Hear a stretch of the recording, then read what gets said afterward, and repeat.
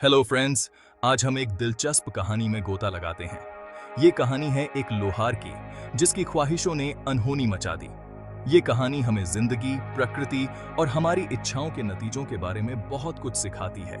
बहुत समय पहले एक लोहार ने एक साधु और उनके शिष्यों को रात भर के लिए मेहमान बनाया। सुबह साधु ने लोहार को 3 वरदान दिए। लोभ ने लोहार पर कब्जा कर लिया और उसकी पहली ख्वाहिश थी 100 साल की उम्र।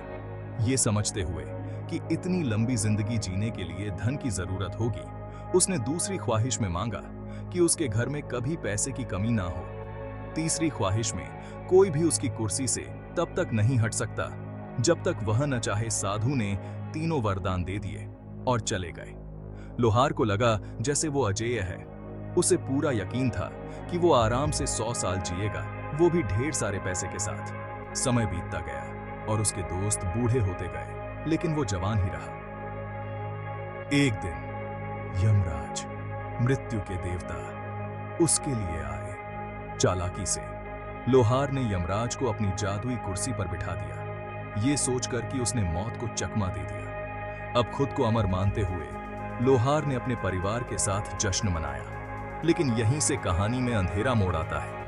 जब भी वो दावत के लिए मुर्गा या बकरा काटते, उसके टुकड़े जादुई तरीके से फिर से जुड़ जाते, क्योंकि उन्होंने यमराज को अपनी जादुई कुर्सी पर बिठाया दिया। हैरान और परेशान लोहार को समझ नहीं आ रहा था कि हो क्या रहा है। जैसे जैसे समय आगे बढ़ा, लोहार को अपनी ख्वाहिशों के भयानक नतीजों का सामना करना पड़ा। मच्छर, मक्खियां और कीड़े मकोड़ों ने धरती पर कब्जा कर लिया, दुनिया को अंधेरे में डुबो दिया।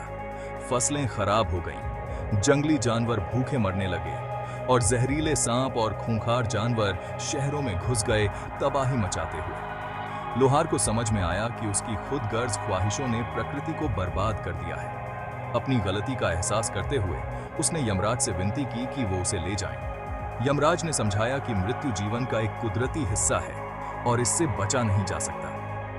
ये कहानी हमें दूसरों के बारे में सोचने की अहमियत सिखाती है। हमें प्रकृति के नियमों का सम्मान करना चाहिए। प्रकृति की कीमत पर अपना फायदा ढूंढने से न सिर्फ हम पर, बल्कि पूरी दुनिया पर तबाही आती है।